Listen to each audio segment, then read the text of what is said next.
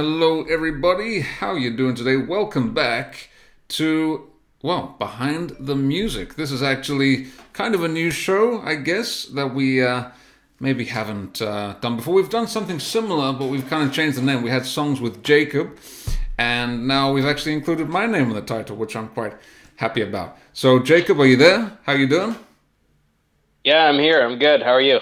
All good, all good. As always, just getting used to some new kind of tech here. So sorry to those who were a bit confused at the beginning when we streamed twice. But as you know, we're experimenting with all different kinds of technology, and we will get there in the end. But Jacob, how is the morning over in Canada? The morning is going well. A little bit of a weird sleep, weird dreams, but that's all right. I'm awake. Life is good. Moving soon to a new place, so just kind of trying to get organized here before the big move. But yeah, life is good. I got my Tim Hortons coffee. Is I that don't is know if that you would you do say this, would you but say like, that's your is that your staple? Is that your regular coffee, well, Tim not Hortons? normally, but I don't know if you do this, but whenever I'm about to move somewhere or if I'm got like a vacation coming up, it's hard to get that balance right between like when do you stop going grocery shopping because you're moving to a new place? You kind of tend to get out of hand and start eating fast food, and I don't know. I don't know if you fall victim to that, but I I certainly think do I fall sometimes. victim to that whether I'm moving or not. so, Okay. Yeah. but I know what you mean, yeah, because you've already maybe kind of mentally checked out, and it doesn't make sense buying stuff for the place that you're going to be leaving, and yeah. Anyway, this I would say that music is more of your kind of forte, your area of expertise than myself. Maybe, by the way, Jacob. By the way, if you could just move to your left a little bit, just so we can see your beautiful face Yeah. even more Actually, I should clearly. put. Uh, Oh, there we go. so this is Behind the Music. What is this show? For those who are watching this for the first time, whether you're watching, by the way, of course, in the private community, as always, or now on the public stream as well. What is Behind the Music? What is this? So behind the music, like Lloyd said in the introduction, it's a fairly new show that we've started at English TV Live, and basically we take a song, popular song usually that most people will know, and we dive deep into it to not only talk about some of the vocabulary that you can take away from this song as an English learner, but also to talk about what this song and other songs that we cover might mean. So today we are looking at "Love Will Tear Us Apart." This is a very famous song by the band Joy Division. It made the list of Rolling Stone's top 500 songs of all time. I think it was pretty high up on that list too.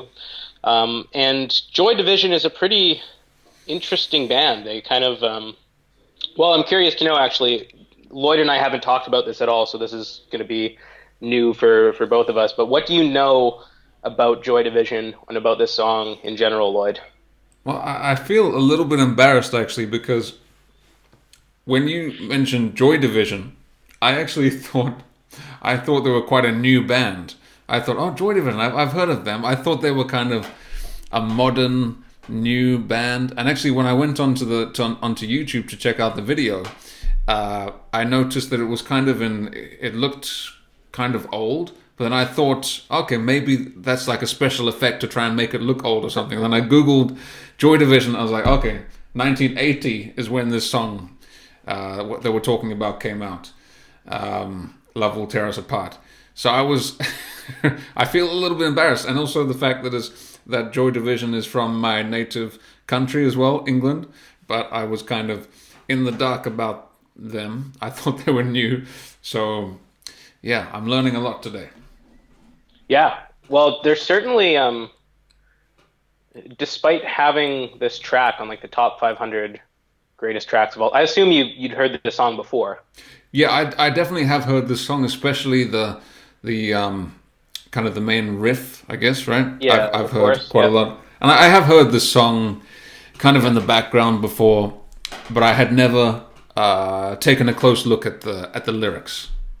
Well, what was your first impression of the lyrics It was after taking a close yeah, look? quite a depressing kind of song. I was very surprised because I did a little bit of research on the band and the singer, and my first impression was that this was written by some kind of middle-aged. I mean, firstly, the voice sounded quite old, and Yep. not old, but maybe somebody in their 40s or 50s. And I was surprised to learn the guy was in his early 20s when he did this, when he wrote this song, when he performed this song. And also, sorry, what was the question? I just lost my train of thought.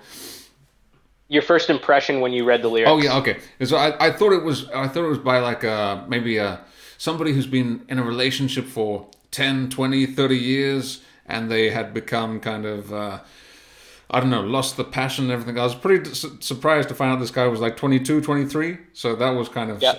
surprising to me. Yeah, definitely. And I want to get into that idea, well, that topic of his age and about maturity and age in relationships in general a little bit later. But just for while we're live here with everyone watching on YouTube and on Facebook, um, let's talk about.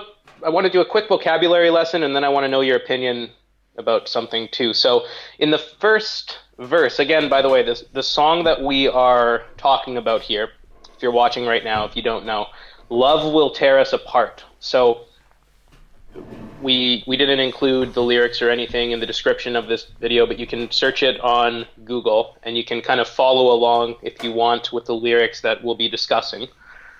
In the first verse, I'll read the first verse for you. It's very short.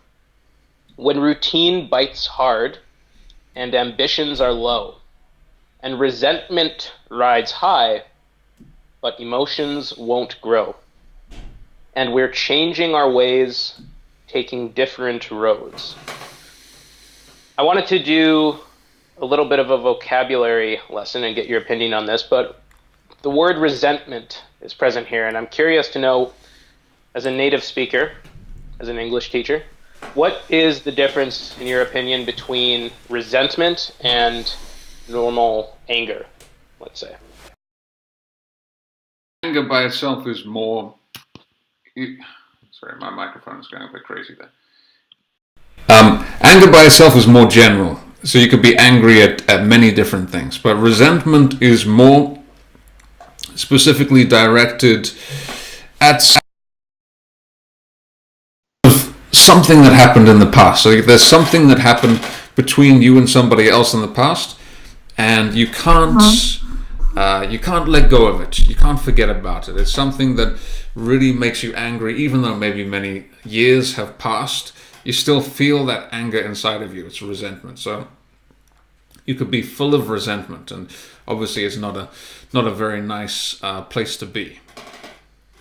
Yeah, nicely said. I would add to that too that anger is usually something that's like short term and very kind of reactive almost. So something can make you angry for a moment, something someone says, something that happens to you, if someone cuts you off in traffic, you can experience anger.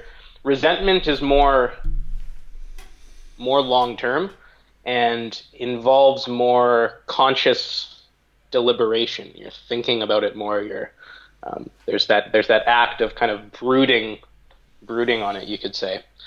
So that's the difference between resentment and anger. And we see, of course, resentment is not a good thing to have in a relationship. I think that's probably the most toxic thing you can have in a relationship, when you resent each other.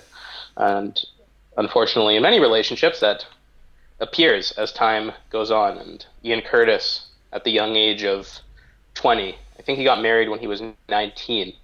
He's writing about it here. But one quick question for you, Lloyd. Also, in the comments, let us know what you think. I think this is a pretty interesting question, and I'm curious to know everyone's opinion.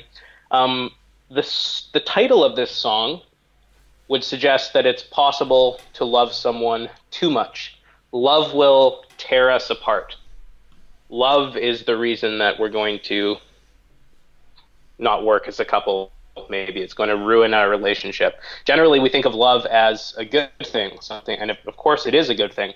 But do you think it's possible to love someone too much? Do you think that's possible in a relationship? And of course, let us know in the comments what you think as well. I think that it could be. Some people were saying in the comments that my microphone was too loud. Jacob was mentioning that earlier as well. I'm not sure why that's the case. Hopefully now is okay. Yeah, I mean, That was the thing that confused me the most about this song in the lyrics, which ironically is, well, not ironically, but it's the title of the song was the thing that confused me the most. So, yeah, I mean, love is a strange thing. I mean, if one person loves the other person much more than the other person, then in that situation it could be very unhealthy. If one person is really, really almost obsessed with the other person, but the other person, they love them, but not to the same degree, then in that situation it could be kind of dangerous. But if both people love each other a lot, I don't really see the problem with that. What about you? Yeah, I mean, I think it can turn into. I guess it depends on how you define love, right? Like, I think that some people, when they're talking about this thing about loving someone too much, they cross that line between kind of obsession and very toxic, toxic behavior that can maybe be a consequence of love, but not love itself. I think there's a difference there between the two. Do you know what I'm saying? I didn't explain that well, but there are certain like obsessive behaviors that kind of manifest in relationships sometimes, especially when you're deeply in love and there's that kind of that passionate love at the beginning of a relationship. Sometimes partners can become obsessive, and maybe one's behavior during that time, if you become a little too obsessive and too crazy during that time, can feel like you love someone too much. But it feels to me like there's a fine line there between like true love and just kind of obsession and your own insecurities getting in the way. And it's difficult to separate the two, I think, but I think there is kind of a line there. What do you think? I think that's another reason why we need to have hobbies and other things that keep us busy. Because if you, of course, love is a beautiful thing, but if it consumes your life totally, and then if one day it was gone, if the other person broke up with you, if whatever happened, you would be totally empty, right? So it's good to have other things going on in your lives that you can focus on, so you're not totally consumed by this relationship, because I think that can be unhealthy. You can, especially if you neglect your friends, your family, maybe even your health, because you're just so consumed in this love. That's not going to end well. I mean, that's not healthy. Everything should, as they say, everything should be in moderation, and even love, maybe.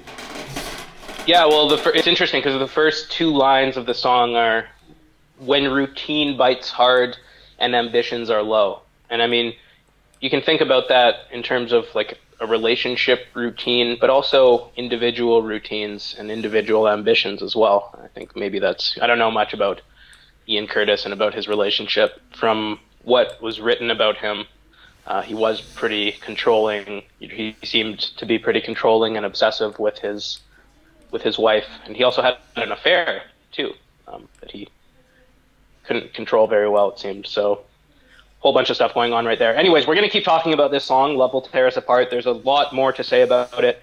Talk about the song for days, but we're going to go over to our private community to do that. So if you're watching on Facebook right now, first of all, thank you for joining us again. We'll be back tomorrow with YouTube, Emma, and YouTube, of course. We'll be back tomorrow with Emma, who's going to do a pronunciation lesson, and this will be the plan from Monday to Friday every week. We'll be live, hanging out with you guys. If you'd like to continue this discussion and continue participating with all of the members of our awesome community, head over to EnglishTVLive.com. You can apply for a free trial right now. And Lloyd and I will be over there. So anything else? Any last words, Lloyd? No. To everybody in the public community, awesome to have you with us. Go and check out the song if you haven't listened to it yet.